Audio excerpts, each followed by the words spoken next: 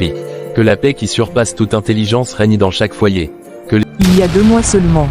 Comment as-tu pu te permettre une telle acquisition? D'autres disparaissaient sans comprendre pourquoi. Cette maison nous appartient, spirituellement.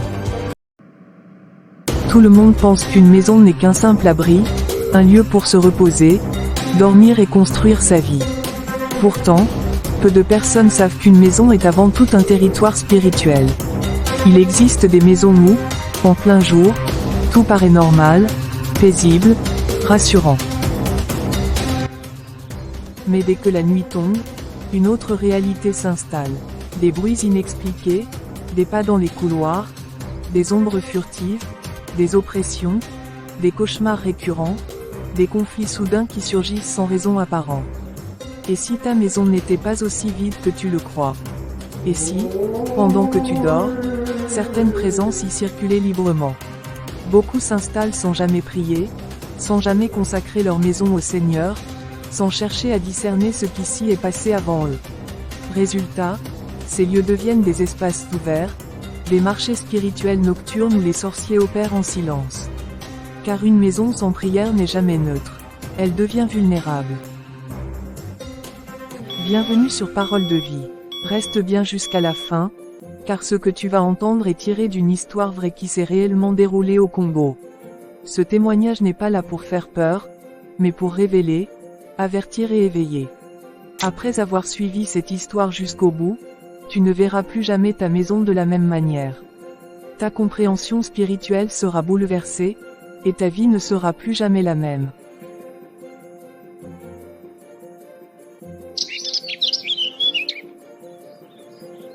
Béatrice, viens voir. Aujourd'hui, j'ai quelque chose de spécial à te montrer. Cette maison que tu vois devant toi, c'est ici que commence notre nouveau chapitre. C'est notre maison désormais. Notre maison, Joachim. Attends, tu es sûr que c'est bien celle-là? Elle est tellement grande, tellement luxueuse. Oui, mon amour, c'est bien ici. Je ne me suis pas trompé. Mais une maison comme celle-ci doit coûter énormément. Je sais que Dieu t'a fait grâce avec ce poste de PDG dans cette compagnie minière, mais tu viens à peine de prendre tes fonctions, il y a 2 mois seulement. Comment as-tu pu te permettre une telle acquisition? Rassure-toi, Béatrice, je n'ai pas déboursé ce que tu imagines. Le prix était étonnamment bas, et le paiement se fera sur plusieurs mensualités, sur une année. Un prix aussi bas, il doit forcément y avoir une raison. La maison appartenait aux parents d'un collègue, ils sont décédés il y a quelque temps déjà. Depuis, personne n'arrivait à s'y installer durablement. Certains partaient du jour au lendemain, d'autres n'honoraient même plus le loyer. C'est quand même étrange. Ne t'en fais pas, pour lui, cette maison n'avait plus vraiment de valeur, il en possède plusieurs autres. Et comme je cherchais simplement un endroit à louer, il a préféré me la vendre directement, à un prix d'ami. Et toi, tu vois vraiment la main de Dieu là-dedans? Oui, j'en suis convaincu. Dieu a exaucé nos prières. Il nous ouvre des portes que nous n'aurions jamais imaginées. C'est une faveur, Béatrice. Alors, j'ai hâte de voir le sourire de Lisa quand elle découvrira la maison. Elle sera tellement heureuse. Tout ce que je fais, c'est pour vous deux, pour notre foyer. Dieu a été fidèle, et il continue de l'être. Ensemble, dans la foi, Alléluia. Amen. Joachim, pressé, mais joyeux. Allons-y maintenant. Passons récupérer Lisa, puis le camion de déménagement. Il faut absolument tout terminer aujourd'hui, mon cœur. Demain, je commence le travail très tôt, et je rentrerai tard le soir. Béatrice, acquiescent. D'accord, mon amour. Faisons-le pendant que nous avons encore un peu de force. Plus tard, le soir, dans la maison enfin aménagée. Joachim, épuisé, la voix lourde. Oh Béatrice, je n'en peux plus, cette journée a été longue, intense, entre le travail, le déménagement, les allers-retours, je suis complètement vidé. Moi aussi, mon amour, je sens chaque muscle de mon corps. Mais Joachim, il y a une chose importante que nous ne devons pas oublier. Laquelle, mon cœur? Nous devons prier. Consacrer cette maison à Dieu. La remettre entre ses mains. Je sais, Béatrice, je sais. Mais là, honnêtement, je suis tellement fatigué que je ne tiendrai même pas 5 minutes dans la prière. La prière est importante, Joachim. Reposons-nous pour ce soir. Demain, Après le travail, nous prendrons le temps. Nous prierons calmement, ensemble. D'accord, mon amour? D'accord. On le fera demain. Un léger silence s'installe. Joachim vient. Reposons-nous maintenant. Qu'est-ce que je viens d'apprendre là? Une famille humaine aurait osé s'installer dans notre territoire nocturne. Dans cette maison. Oui, une famille entière. Un homme, sa femme et leur enfant. Ils ont emménagé aujourd'hui. Impossible. Cette maison est sous notre contrôle depuis des années. Nous avons fait partir tous ceux qui tentaient d'y rester. Certains fuyaient, d'autres disparaissaient sans comprendre pourquoi. Cette maison nous appartient, spirituellement. Pour cela que nous sommes surpris. Personne n'avait jamais osé s'y installer durablement. Ils ignorent où ils ont mis les pieds. Cette maison est le centre de notre marché nocturne.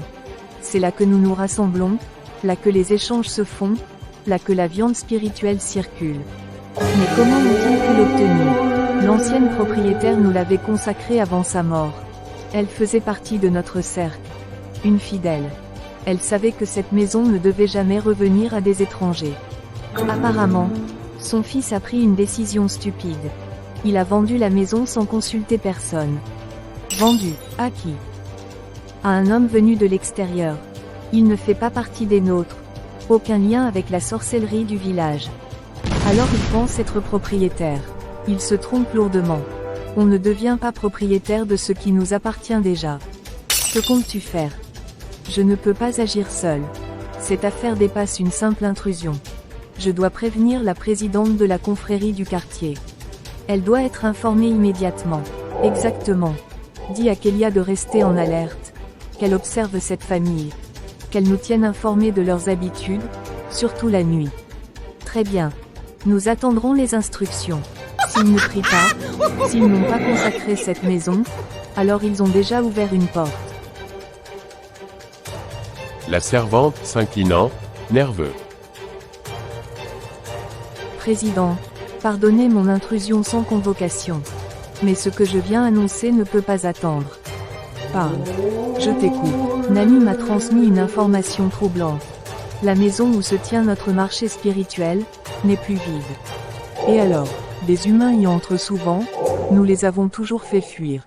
Ce n'est pas une nouveauté. Justement, Président, cette fois, ce ne sont pas de simples occupants. Explique-toi. Ils ne louent pas la maison. Ils l'ont achetée. Le fils de notre ancienne sœur l'a vendue. Vendue, impossible. Cette maison ne peut appartenir qu'à nous. Elle a été consacrée à notre confrérie. C'est exactement ce que je pensais. Mais la transaction a bien eu lieu. Une famille entière s'y est installée. Ils ne font pas partie de notre cercle. Ils n'ont aucun lien avec notre ordre. Ils ne peuvent donc pas revendiquer ce territoire. Que savez-vous d'eux, Président? Rien, et c'est justement ce qui m'inquiète. Je veux tout savoir. Leurs habitudes, leurs faiblesses, leur couverture spirituelle, s'ils en ont une. Je m'en charge immédiatement. Demain, j'irai moi-même sur les lieux. Avant qu'ils ne prennent racine. Je provoquerai les premières intrusions. Je déposerai ce qui trouble, ce qui alourdit, ce qui divise. Et surtout, j'ouvrirai les accès. Comment comptez-vous pénétrer leur espace? Par ce qui existe déjà. À l'arrière de la maison. Tu te souviens de l'objet laissé par Dorcia, avant sa mort? La calebasse. Exactement. Elle n'a jamais été retirée. Je la réactiverai. Avec de l'eau, et ce qui va avec. Ce sera notre passage. Notre corridor invisible. Je comprends, Président. Je reste en alerte et vous tiens informé. Qu'ils profitent de leur joie aujourd'hui, la nuit, elle, nous appartient. La maison est calme. Joachim est déjà parti travailler. Béatrice aide Lisa à se préparer. Béatrice, ajustant le sac de sa fille. Aujourd'hui, c'est ton premier jour dans ta nouvelle école. Oui maman, j'espère que je vais me faire des amis. Je n'en doute pas. Sois sage, poli et gentil avec tout le monde. D'accord. Le chauffeur va t'accompagner à l'école et il reviendra te chercher à la fin des cours. D'accord, maman. Béatrice s'accroupit à sa hauteur, pose doucement sa main sur sa tête. Béatrice, d'une voix tendre et ferme. Avant de partir, on va confier ta journée au Seigneur. Oui maman. Seigneur Jésus, je te confie ma fille Lisa. Accompagne-la aujourd'hui. Envoie tes anges pour la garder, la protéger et la couvrir. Préserve-la de tout danger, de tout mal, et remplis son cœur de paix et de joie. Au nom puissant de Jésus. Amen. Amen. Que Dieu te garde, mon trésor. Bonne journée. Bonne journée maman. La porte se referme doucement. La maison redevient silencieuse. La maison est calme. Béatrice termine ses tâches ménagères. On frappe doucement à la porte. Béatrice, surprise. Bonjour, ma fille. Je cherche Cindy. On m'a dit qu'elle habitait dans cette maison. Bonjour, maman. Je suis désolée, il n'y a personne de ce nom ici. Nous sommes les nouveaux propriétaires. Nous avons emménagé seulement il y a quelques jours. Ah, je vois. Alors elle a sûrement quitté les lieux. C'est possible. Je suis nouvelle dans le quartier moi aussi, je ne saurais pas vraiment vous renseigner. Oh, ma fille, je suis épuisée. Je viens du village. La route a été longue, pénible. Plus j'avançais, plus ma gorge se desséchait. Je me sens assoiffée, comme attirée par l'eau. Pourrais-je avoir un peu à boire, s'il te plaît? Bien sûr, maman. Entrez, je vous en prie. Asseyez-vous un instant. Elle revient avec un verre d'eau. L'étrangère boit lentement, en silence. L'étrangère, après avoir bu, « Merci, ma fille. Que Dieu te rende cette bonté. » Elle regarde autour d'elle, comme plongée dans ses souvenirs. Dis-moi, autrefois, derrière cette maison, il y avait un très beau potager. Il me rappelait tant de choses, puis j'allais le revoir, ne serait-ce qu'une seule fois. Le potager. Un léger silence. Oui, il est toujours là. Si vous y avez des souvenirs, vous pouvez y aller. L'étrangère se dirige vers l'arrière de la maison. Béatrice reste à distance. Béatrice, à voix basse, c'est curieux, comment peut-elle connaître le potager? Pendant que Béatrice range à l'intérieur, l'étrangère reste quelques instants dehors. Le temps semble suspendu, puis elle revient. L'étrangère, plus vive qu'auparavant. Ah, ah, ah. D'accord, ma fille.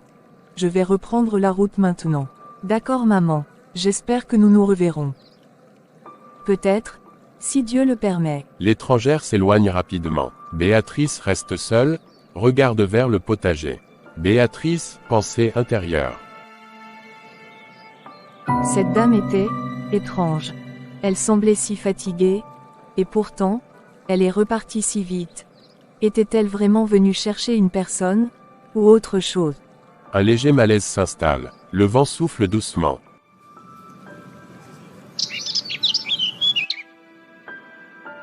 Salut, je ne t'ai jamais vu par ici. Tu es nouvelle, quelle classe fais-tu? Bonjour. Oui. Je viens d'arriver. Je suis en 5e B. Et toi? Moi, je suis en 4e C. Mais dis-moi, pourquoi es-tu assise ici? Tout le monde est parti, non? La proviseure m'a demandé d'attendre ici. Elle voulait me poser quelques questions. Et toi? Que fais-tu? Eh bien, madame la proviseure, c'est ma mère. Je l'attends pour qu'on rentre ensemble.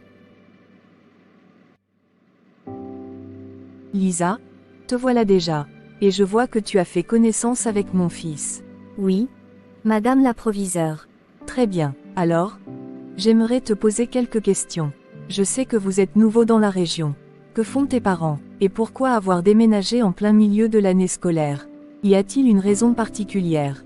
Madame la proviseure, mon père travaille dans une entreprise minière et il a récemment été promu. Ma mère, elle, tient sa propre marque de beauté en ligne, spécialisée dans la manucure, la pédicure et la coiffure. Il n'y a pas longtemps qu'elle a ouvert un nouveau salon près d'ici, alors nous avons décidé de déménager pour être plus proches. Ah, je comprends mieux. J'espère que vous vous adaptez bien et que tout se passe agréablement pour vous. Oui, madame, c'est agréable. Ici la côte est calme et paisible. Parfait. Alors, dis à ta maman que je passerai un de ces jours dans son salon pour une manucure, une pédicure, et pour me refaire une beautéette, bien sûr. Alors, Ma chérie, comment s'est passé ton premier jour dans ta nouvelle école? Très bien. Maman, c'était super. Tout le monde était gentil avec moi et je me suis même fait de nouveaux amis. Je rends grâce à Dieu. Tu vas faire tes devoirs maintenant en attendant que ton père rentre. Ensuite, nous ferons notre prière ensemble, d'accord. Mais pourquoi es-tu rentré un peu plus tard que d'habitude? La proviseure voulait me parler. Quand je lui ai expliqué que tu faisais dans la manucure et la pédicure, elle a proposé de venir un jour dans ton salon pour se refaire une beauté. Ah, d'accord. Mon bébé. Pas de problème. Oui, maman, c'était un peu surprenant, mais gentil. Très bien. Je vois. On verra ça bientôt alors. Joachim, tu rentres si tard ce soir. Béatrice, je n'ai pas pu partir plus tôt. La journée a été épuisante. Trop de travail. Je t'ai attendu avec Lisa jusqu'à 21h, et comme tout tardait, j'ai dû la mettre au lit. Demain, elle a cours tôt. Veux-tu que je te prépare quelque chose à manger? Non, je suis trop fatigué. Je n'ai qu'une envie, m'allonger. Mais Joachim, tu sais que nous n'avons pas encore prié pour sanctifier cette maison. On doit le faire ce soir, sinon, quelque chose ne va pas. Je n'ai plus la force, Béatrice. Je ne tiendrai pas 5 minutes. Seigneur, merci pour cette journée, pour cette maison que tu nous as donnée. À peine avait-il commencé que ses paupières devinrent lourdes. Une force invisible l'engloutit, l'empêchant de poursuivre sa prière. Une ombre pesante semblait flotter dans la pièce, comme si quelque chose de malveillant cherchait à bloquer l'invocation de Dieu. Joachim, qu'est-ce qui se passe? Tu t'endors comme si une force te retenait. Je sens quelque chose dans cette maison, quelque chose de mauvais. C'est comme si une présence voulait empêcher notre prière. Non, pas ici, pas maintenant. Nous devons continuer. Joachim, rien ne doit entrer dans notre foyer. Seigneur, viens, couvre-nous, protège cette maison, protège Lisa. Le silence devient lourd, presque palpable, un frisson parcourt la pièce. Nous devons nous lever demain pour prier ensemble avec toute notre foi. Ce soir, laisse ton esprit se reposer. Mais demain, Joachim, demain nous réclamons cette maison pour Dieu. Ça y est, Béatrice et Joachim sont totalement endormis spirituellement. Parfait. Aujourd'hui, c'est notre jour de marché. Le voile est ouvert. Les sorcières des autres villes arrivent déjà. Fantastique. Grâce à la calebasse abandonnée derrière leur maison, nous avons créé notre passage spirituel. C'était la porte qu'il nous fallait. Leur foyer est désormais sous notre influence. Oui, notre règne est déjà installé chez eux, sans qu'ils ne s'en rendent compte.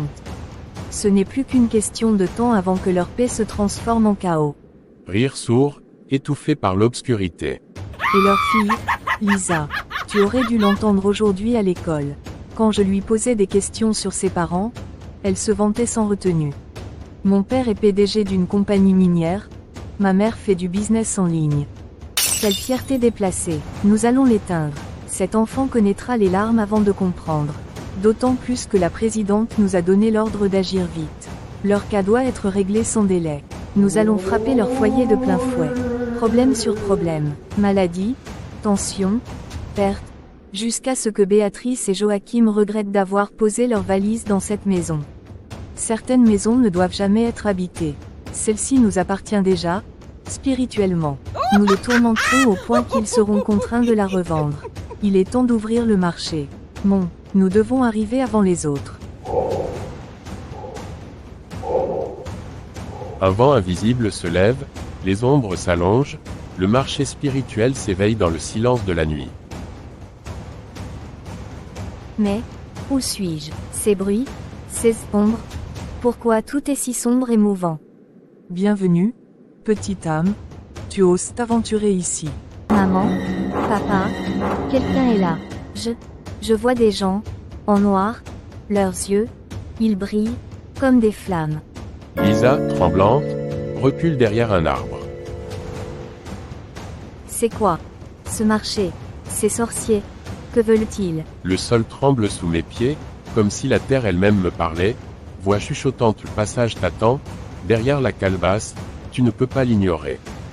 Non, non, je veux sortir.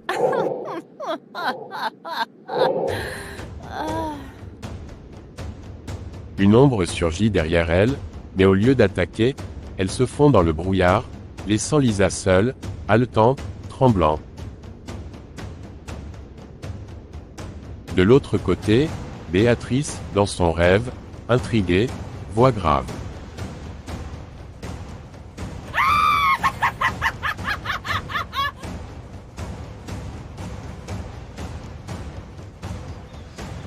Ces visages, étrangement familiers, j'ai l'impression de vous avoir déjà vu quelque part, mais où, et quand? Béatrice, regardant autour, les yeux perçants. Je dois comprendre, je dois protéger Lisa, et mon foyer, même dans ce monde invisible.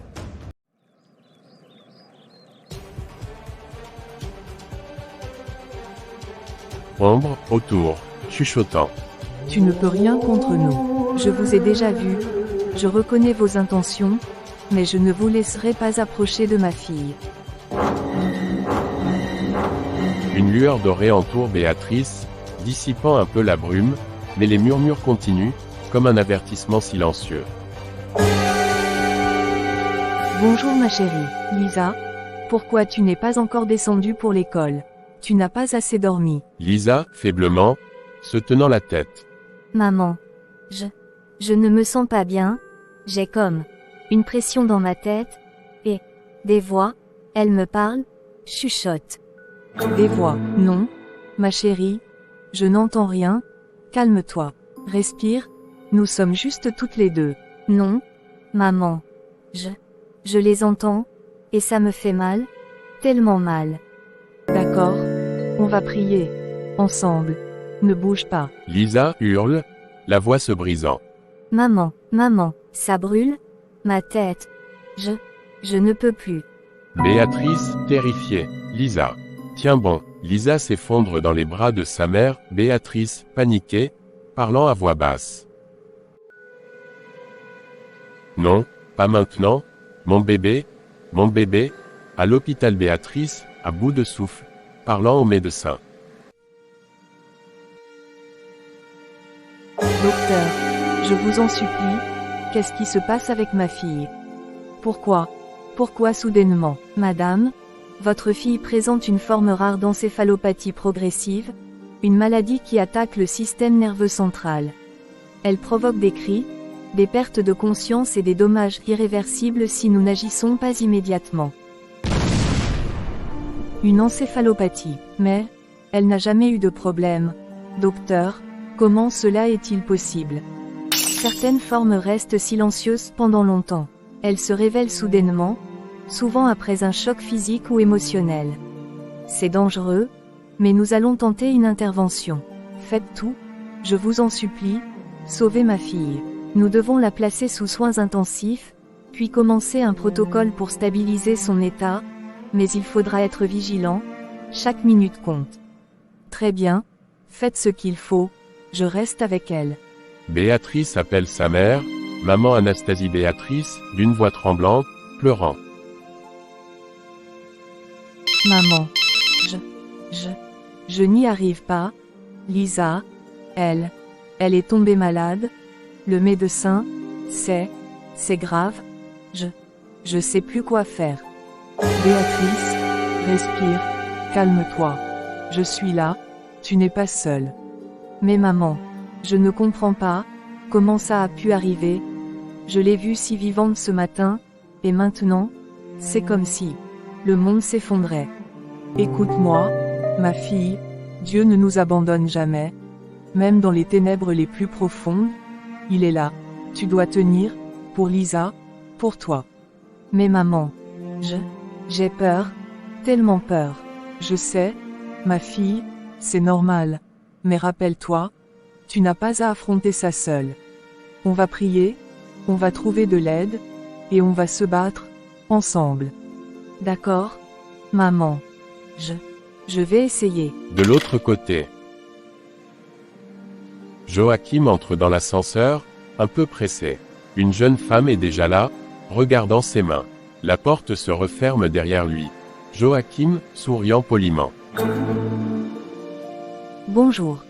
Bonjour, vous êtes nouvelle par ici. Oui. Et vous, je ne vous ai jamais vu. Vous me plaisez beaucoup. S'il vous plaît, arrêtez. La dame lui caresse le bras. Joachim se recule, mais la femme persiste. Quoi, vous osez me repousser? Vous allez voir. Jeune femme, hurlant, non.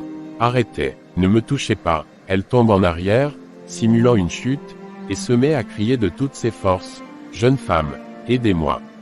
Quelqu'un, il m'attaque. Joachim recule, abasourdi et impuissant. Joachim, non. Attendez, ce n'est pas ce que vous croyez. La sécurité arrive précipitamment. La jeune femme continue de hurler, les larmes aux yeux, pointant Joachim avec force. Sécurité, que se passe-t-il ici? Jeune femme, en sanglotant, il a essayé de m'agresser. Regardez ce qu'il a fait. Joachim tente de parler, mais personne ne l'écoute. Joachim, désespéré, non. Je vous jure, je n'ai rien fait. C'est un malentendu. Les caméras de surveillance enregistrent la scène, mais dans l'urgence, personne ne vérifie.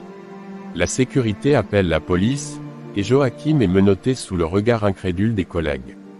Dans cet instant suspendu, le monde de Joachim bascula. Quelques minutes suffirent pour que sa carrière, sa réputation, et sa liberté soient emportées. Dans cet ascenseur clos, chaque regard, chaque cri, chaque geste devint un piège invisible, orchestré avec une précision glaciale. Lorsque la police arrive, Joachim est emmené sans même pouvoir appeler sa famille. La jeune femme reste là, calme, presque souriante, comme si elle savait que sa manipulation était parfaite. En cellule, les portes se referment dans un claquement métallique. Joachim reste immobile, le souffle court, son visage marqué par l'injustice. Seigneur, jamais je n'ai été humilié ainsi. Serre les poings, ses yeux brillants de colère et de désespoir. Je n'ai rien fait, rien. Et pourtant, ils m'ont traité comme un criminel, comme si j'étais un voleur, un brigand. Mais pourquoi? Et tout cela, sous les yeux de mes collègues, de tout le monde. J'ai crié mon innocence, j'ai supplié, j'ai expliqué, mais personne ne m'a cru. Pourquoi ces mensonges? Pourquoi ces accusations sorties de nulle part?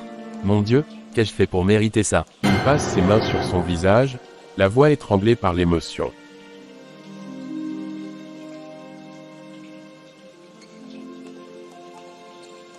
Ils ont pris toutes mes affaires, mon téléphone, mes documents.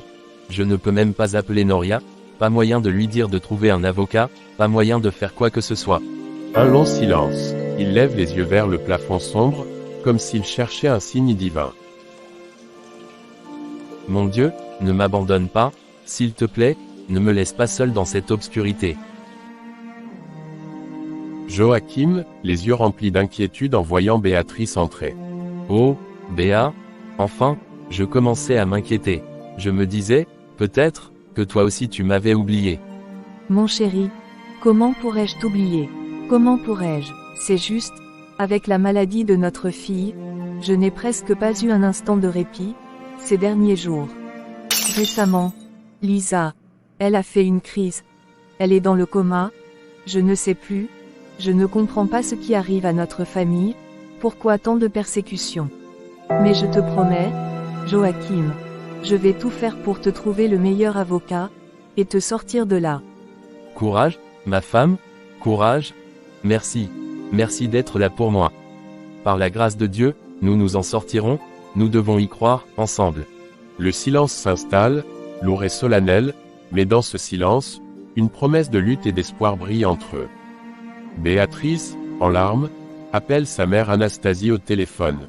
Béatrice, la voix tremblante, à peine maîtrisée. Maman. Je ne sais plus quoi faire. Mon mari, Joachim. Je l'ai enfin retrouvé. Mais il est en cellule. Après tous mes efforts pour le retrouver, pourquoi tant de persécutions? Et Lisa, ma pauvre Lisa, elle est encore dans le coma, et maintenant on me demande de l'argent, mais où vais-je trouver cet argent? Les comptes de Joachim sont gelés. Je n'ai même pas eu le courage de le lui dire, je ne voulais pas qu'il perde espoir, vraiment. Je ne sais plus quoi faire, ça fait Ça fait jeudi que ma fille, elle respire difficilement, sa voix à peine un murmure. Et dernièrement, j'ai fait un rêve très étrange. Te concernant, maman. Je te voyais dans une maison, et tu étais observée par des mauvais regards. Quand je l'ai raconté au pasteur Fred, il m'a dit que ça signifiait que ta maison avait subi une attaque, et qu'il fallait prier. Anastasie, sa mère, d'une voix ferme mais douce, un soupçon d'irritation mêlé de sagesse. Béa, ma fille, écoute-moi, je comprends ton désespoir, mais ne perds pas la tête. N'oublie jamais que Dieu ne permet jamais rien pour ton mal. Tout ce qu'il fait concourt toujours pour notre bien, et la solution, la vraie solution commence toujours par la prière. Mais maman, je n'ai pas le temps pour ça maintenant. Il faut d'abord que je réfléchisse à comment sortir Joachim de prison, comment faire pour Lisa, tout cela me submerge. Ma fille, c'est justement parce que tu te sens submergée que tu dois commencer par prier. Dieu ouvre toujours le chemin avant que l'homme ne voie la solution, comprends-le bien. Ah, d'accord, maman, si tu insistes, je vais venir. Un silence s'installe. Béatrice, le cœur lourd mais un peu plus léger, sent un souffle d'espoir l'envahir. Les larmes coulent encore, mais son esprit commence à chercher la force de tenir, de lutter pour Joachim et Lisa. Béatrice entre dans le bureau du pasteur Frédéric, visiblement épuisée et bouleversée. Béatrice, la voix tremblante, les yeux rouges de larmes. Pasteur, je ne sais plus quoi faire. Tout s'effondre autour de moi. Joachim, mon mari, il est en prison, alors qu'il n'a rien fait. Elisa, ma fille, cette maladie. Je ne comprends pas ce qui lui arrive, et chaque jour qui passe, je me sens impuissant, dépassé. Béatrice, prends une profonde inspiration. Dieu voit tout, même ce que l'homme ne comprend pas. Ce qui arrive à ta famille, il n'a pas perdu le contrôle. Même dans les ténèbres, il a un plan. Et il y a autre chose? Je ne sais pas si c'est réel ou si je deviens folle. Parfois j'ai l'impression de ne pas être seule chez moi. La nuit, j'entends des bruits dans le plafond, dans les placards, comme si quelqu'un, ou quelque chose m'observait, mais peut-être que ce n'est que mon esprit, le stress, la fatigue. Béatrice, ce que tu ressens est réel. Et ce que tu vis n'est pas seulement le fruit du stress. Tout esprit qui vient troubler ton foyer n'a aucun pouvoir que Dieu ne lui accorde pas. Mais il y a un point essentiel, as-tu établi le règne de Dieu dans ta maison dès ton arrivée? Non, je n'ai pas pu. Dès que je suis arrivée, une lourdeur spirituelle s'est abattue sur moi, je ne pouvais plus continuer mes prières, je ne sais pas pourquoi. Voilà pourquoi ces perturbations arrivent, le règne de Dieu n'était pas pleinement établi dans ton foyer. Mais écoute-moi bien, nous allons reprendre ce territoire spirituel. Je viendrai chez toi pour prier, consacrer chaque pièce, chaque coin, chaque plafond, et nous scellerons ta maison sous la protection de Dieu. Cette lourdeur disparaîtra, et ta famille retrouvera la paix et la force. Pasteur, vous croyez vraiment que c'est possible, après tout ce qui nous arrive? Béatrice, avec Dieu, tout est possible. Les chaînes de l'injustice, la maladie, la peur, tout peut être brisé par la prière et la foi. Prépare-toi, nous allons marcher ensemble dans ce combat, et bientôt, la lumière de Dieu remplira ton foyer à nouveau. Merci, pasteur. Merci de me rappeler que je ne suis pas seul. 2 jours plus tard, le pasteur Frédéric arrive chez Béatrice. L'air est lourd et chargé d'une tension invisible. Béatrice accueille le pasteur, tremblante mais déterminée. Pasteur Frédéric, posant sa Bible sur la table. Béatrice, nous allons consacrer cette maison au Seigneur.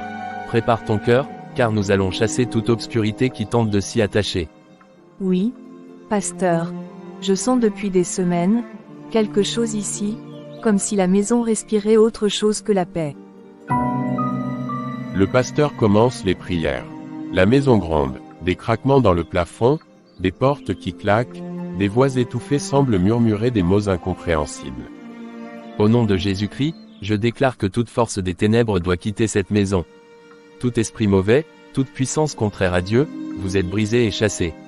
Je scelle ce lieu dans le sang de l'agneau. Les bruits redoublent, puis s'estompent peu à peu.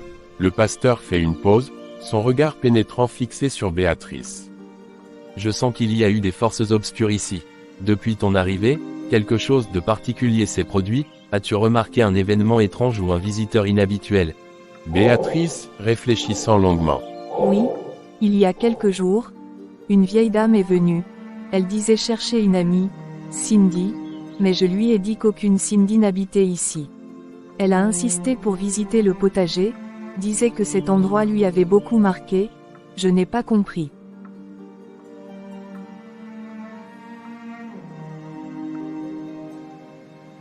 Allons-y, montre-moi ce potager. Il est temps de fermer définitivement ce passage que l'ennemi utilisait.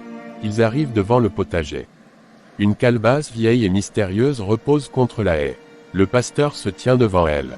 Au nom de Jésus, tout esprit qui a tenté d'utiliser ce lieu pour t'attaquer, je te l'ordonne, sors maintenant. Que le chemin par lequel tu venais pour nuire soit brisé. Incline la tête, lève ses mains, et prie avec puissance. La calebasse commence à trembler, comme si une force invisible l'agitait. Puis, dans un bruit sec et spectaculaire, elle éclate. Gloire à Dieu, pasteur. Je l'ai vue. Elle a explosé. Oui, Béatrice, tu vois ce que Dieu a fait. Le Seigneur a brisé le chemin par lequel l'ennemi voulait t'attaquer. Tout est accompli dans le nom puissant de Jésus. À partir de ce jour, n'oublie jamais l'importance de la prière et de la consécration. Prends ce lieu comme sanctuaire, et que la paix de Dieu y règne toujours. Au même moment, le téléphone de Béatrice sonne. C'est l'hôpital. Elle décroche d'une main tremblante, le cœur battant. Secrétaire de l'hôpital, voix claire mais chaleureuse. Bonjour Madame Béatrice, nous avons d'excellentes nouvelles concernant votre fille Lisa. Elle s'est réveillée du coma et son état s'améliore chaque minute. Gloire à Dieu. Merci Seigneur. Merci pour ta fidélité. Merci pour ta miséricorde infinie. Elle tombe à genoux, tenant son téléphone comme pour parler directement au ciel. Seigneur, pardonne-moi d'avoir faibli, d'avoir ralenti dans mon éveil spirituel, de ne pas avoir été constante dans la prière, pardonne mes hésitations. Mais je m'humilie devant toi, et je te remercie, parce que tu es un Dieu fidèle, puissant et miséricordieux. Elle respire profondément, la joie illuminant son visage. Seigneur, tu as brisé les chaînes, tu as redonné la vie à ma fille, tu as restauré notre famille, gloire à ton nom. Dans le même temps, la police, après plusieurs vérifications et visionnages des caméras de surveillance, découvre la vérité. Joachim est innocent. Inspecteur de police, par téléphone, Madame Béatrice, nous avons revu toutes les images et enquêtes. Votre mari Joachim n'a commis aucun acte répréhensible. Tout a été clarifié. Quelques instants plus tard, le téléphone de Joachim sonne. C'est le PDG de la société. PDG, avec un ton solennel et sincère, Joachim, je tiens à m'excuser profondément pour toute la confusion et le tort que tu as subi à cause de ces fausses accusations. Nous allons immédiatement verser une compensation pour les dommages causés. Je suis sincèrement désolé. Joachim, soulagé, la voix tremblante mais heureux, merci, merci infiniment. Je rends gloire à Dieu qui a défendu ma cause et restauré ma vie. De retour chez Béatrice, elle tombe dans les bras de Joachim, le cœur rempli de gratitude. Béatrice, avec un sourire radieux, les larmes aux yeux. Nous avons vu la main de Dieu, Lisa est réveillée, tu es innocent, et notre maison commence à retrouver la paix. Seigneur, nous t'adorons et nous glorifions ton nom. Oui, Béatrice, nous ne doutons plus de la fidélité de Dieu. Par sa grâce, tout se remet en place. Notre foi renaît et notre famille est restaurée. Merci Seigneur, merci pour ta fidélité éternelle. Ta gloire remplit cette maison. Dans l'ombre, loin du monde visible, deux servantes des ténèbres se font face. L'atmosphère est lourde, chargée de peur et de désarroi. Première sorcière, la voix brisée, envahie par le désespoir.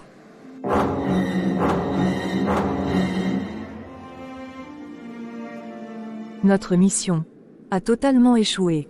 Tout ce que nous avons lancé contre Béatrice s'est retourné contre moi, contre ma maison. Elle baisse la tête, les mains tremblantes. J'ai tout perdu, mon fils, mon unique fils. La maladie que j'avais envoyée sur Lisa, c'est mon enfant qui l'a portée, et il est mort. Ce qui est fait est fait. Le plus grave maintenant, c'est comment nous allons annoncer cela à la reine. Tu sais très bien qu'elle tient nos vies entre ses mains, un simple claquement de doigts, et nous cessons d'exister. Je m'en fiche, qu'elle me tue si elle veut. Qu'a-t-elle encore à me prendre? J'ai déjà tout perdu. Mon fils était toute ma vie. Un silence, puis elle relève lentement la tête. Et dis-moi, si elle est si puissante que ça, comment Béatrice et sa famille ont-ils pu se libérer? Je n'ai pas de réponse à cela. Alors cela signifie une seule chose, il existe quelqu'un de plus puissant qu'elle. Quelqu'un que nos ténèbres ne peuvent pas atteindre. Elle inspire profondément, comme si une révélation venait de la frapper.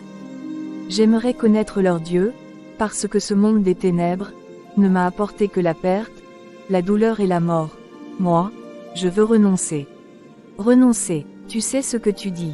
On ne quitte pas ce monde comme ça. Si rester ici signifie perdre tout ce que j'aime, alors oui. Je préfère chercher ce Dieu qui protège, qui restaure, plutôt que de continuer à servir un royaume qui détruit les siens. Un silence pesant s'installe. Dans les ténèbres, pour la première fois, une fissure apparaît.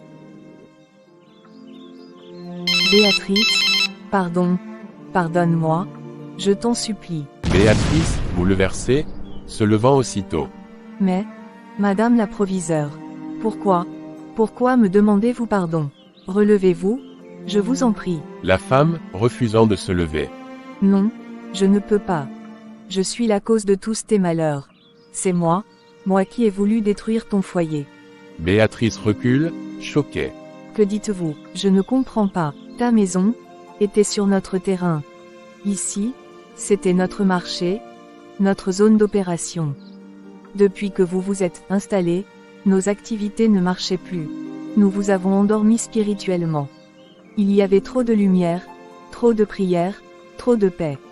Nous voulions vous contraindre de partir. Alors j'ai voulu vous chasser. Par tous les moyens. J'ai attaqué ton foyer, j'ai ciblé ta fille. Lisa, oui, mais tout s'est retourné contre moi. La maladie que j'avais envoyée sur ta fille, c'est mon fils qui l'a portée. Sa voix se brise complètement. Mon fils, mon seul fils, est mort. Un long silence. Béatrice pleure aussi, mais sans colère. La femme, levant les yeux vers Béatrice. J'ai tout perdu. Et maintenant je comprends. Je comprends que je me battais contre un Dieu plus grand que toutes nos ténèbres. Dieu ne se laisse pas moquer. Mais il est aussi plein de miséricorde. La femme, désespérée, mais sincère. Pardonne-moi, Béatrice. Je ne veux plus marcher dans l'obscurité. Je ne veux plus servir un royaume qui détruit ses propres enfants. J'aimerais connaître ce Dieu tout-puissant qui t'a soutenu, ce Dieu qui t'a défendu quand tu étais à genoux. Je veux, moi aussi, devenir enfant de Dieu. Béatrice s'approche lentement, pose une main sur son épaule. Béatrice, la voix remplie de compassion. N'est pas moi qui pardonne, c'est Jésus. Et crois-moi, quand quelqu'un vient à lui avec un cœur brisé et sincère, il ne rejette jamais. La femme éclate en sanglots.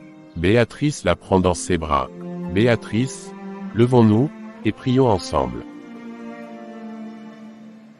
Dans cette maison autrefois attaquée, une âme quitte les ténèbres. La lumière vient de gagner une nouvelle victoire. Si cette histoire te parle, merci d'encourager la chaîne. Chez le pasteur Frédéric, Béatrice et la femme entrent dans la pièce. L'air est chargé d'une atmosphère solennelle. La femme tombe à genoux devant le pasteur. La femme, la voix tremblante. Pasteur, pardonnez-moi. Je demande pardon. Par le passé, j'étais une agente des ténèbres. J'ai semé la douleur, j'ai détruit des vies, j'ai gâché des foyers, j'ai brisé des étoiles. Seigneur, je me repens. Je veux appartenir à toi, je te supplie, accueille-moi dans ta lumière. Ma fille, ton passé est lourd, c'est vrai. Il est inoubliable, comme nous le rappelle la parole, mais Dieu est miséricordieux. Ces versets disent, si nous confessons nos péchés, il est fidèle et juste pour nous les pardonner. Aujourd'hui, tu confesses que tu choisis la lumière, et cela suffit pour que sa grâce se manifeste. Tend les mains et commence à élever une puissante prière de délivrance. Pasteur Frédéric. Au nom de Jésus-Christ, je romps toute chaîne, toute attache avec les ténèbres, tous liens hérités ou volontaires, que la puissance du Saint-Esprit te couvre, te purifie et t'appartienne entièrement. La femme commence à trembler violemment. Une voix gutturale s'élève de l'intérieur d'elle. Elle m'appartient, elle m'appartient. Tu ne peux pas me servir depuis tant d'années. Toute sa famille m'a servi. Elle aussi fait partie de moi. Tu ne peux pas te libérer, c'est dans ses racines. Au nom puissant de Jésus-Christ, je t'ordonne, sors. Je commande à toute puissance des ténèbres liées à cette femme de se détacher et de disparaître. Verset, aucune arme forgée contre toi ne prospérera, le Seigneur combattra pour toi, et toi, tu garderas le silence. Par le sang de Jésus, tout esprit qui revendique ce corps et cette vie est brisé.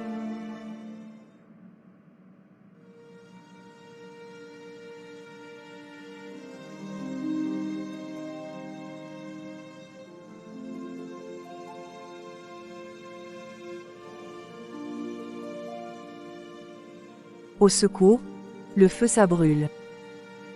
Gloire à Dieu. Tu vois, ma fille, quand tu viens avec un cœur sincère, quand tu confesses et choisis la lumière, rien dans les cieux ou sur la terre ne peut te retenir dans les ténèbres. Merci Seigneur, merci pour cette délivrance. Où suis-je? Que s'est-il passé? Je me sens si légère. Dieu t'a restauré ma fille. Va et proclame la bonne nouvelle. Merci Seigneur. Merci pour cette délivrance. Amen, la parole du Seigneur est vraie, lève-toi et brille, car ta lumière arrive, et la gloire du Seigneur se lève sur toi. La femme, regardant Béatrice avec gratitude, merci, merci de ne pas m'avoir rejeté, merci de m'avoir conduite vers la vérité et la lumière, Pasteur Frédéric, ferme, concluant, souviens-toi, la prière et la repentance ouvrent les portes du ciel. Le Seigneur est vivant. Il pardonne, il restaure. Aujourd'hui, une âme est née de nouveau. Gloire à Dieu pour sa puissance et sa miséricorde infinie. La lumière du Saint-Esprit semble remplir la pièce. La femme se tient droite, le visage apaisé, la peur et l'oppression partie. Béatrice sourit, pleine d'espoir, sachant que la maison et les cœurs autour d'elle commencent à respirer la paix divine. Dans l'assemblée chrétienne, devant tous les fidèles, Béatrice prend la parole, la voix remplie d'émotion et de gratitude. Gloire à Dieu, frères et sœurs. Aujourd'hui, nous voulons partager avec vous ce que le Seigneur a fait pour notre famille. Quand nous sommes arrivés dans notre nouvelle maison, nous ne savions pas, nous ne pouvions imaginer que cette maison était déjà marquée par les ténèbres. Ceux qui l'habitaient avant en avaient fait un autel de malédiction, un lieu où ils pratiquaient leurs marches et leurs rituels sataniques. Mais Dieu, ô gloire à Dieu, même lorsque nous avons senti cette lourdeur spirituelle peser sur nous, même lorsque nous avions de plus en plus de mal à prier, Dieu ne nous a jamais abandonnés. Oui, frères et sœurs, malgré notre faiblesse, malgré les épreuves, malgré la maladie de notre fille et mon emprisonnement injuste, Dieu est resté fidèle. Il a restauré tout ce que nous pensions perdu. Tout ce qui semblait brisé a été reconstruit par sa grâce. C'est pourquoi nous voulons dire à tous ceux qui nous écoutent, ne sous-estimez jamais la puissance de la prière. Consacrez votre maison au Seigneur dès le départ. Restez ferme dans la prière, car la prière est la clé qui éloigne toutes les attaques du diable. Oui, frères et sœurs, le diable ne dort pas, mais notre Dieu est plus puissant que toutes ses manigances. Rappelez-vous toujours, même quand tout semble sombre, quand tout paraît perdu, Dieu est fidèle. Sa fidélité ne faillit jamais. Ce que le diable voulait pour nous détruire, Dieu l'a retourné pour notre bénédiction. Alors restez forts, priez sans relâche, et ne laissez jamais votre maison ou votre cœur sans la présence de Dieu. Car lorsqu'il est là, aucune puissance des ténèbres ne peut triompher. Gloire à Dieu pour sa fidélité, sa protection et sa grâce infinie. Tout l'assemblée, acclamant et chantant, gloire à Dieu. Alléluia. Pasteur Frédéric, s'adressant à l'assemblée, la voix pleine d'autorité et de ferveur.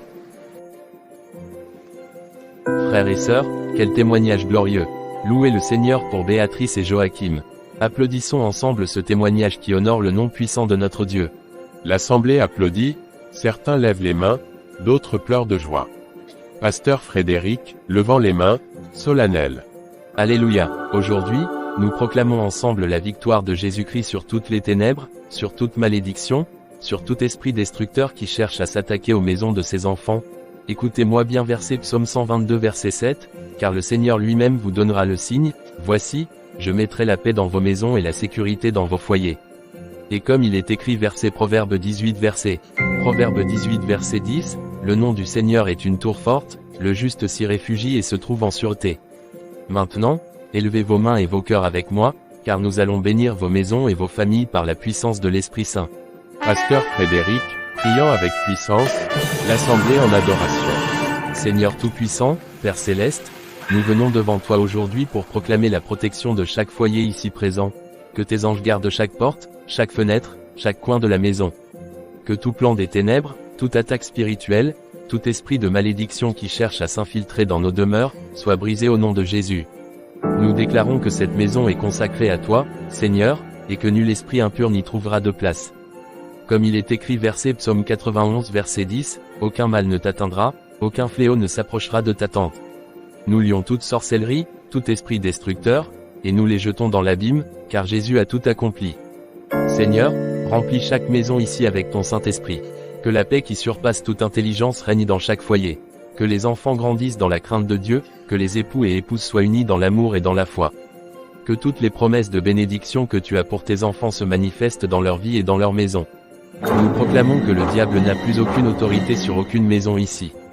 Que tout ce qui a été perdu soit restauré, que la joie revienne, que la santé, la prospérité et la protection divine soient une réalité tangible.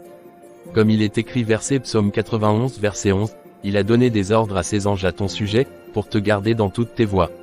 Nous scellons cette prière dans le sang précieux de Jésus, dans le nom qui est au-dessus de tout nom. Alléluia. Que la gloire soit rendue au Seigneur maintenant et à jamais. L'Assemblée, acclamant avec force, verset Alléluia. Gloire à Dieu. Que son nom soit élevé.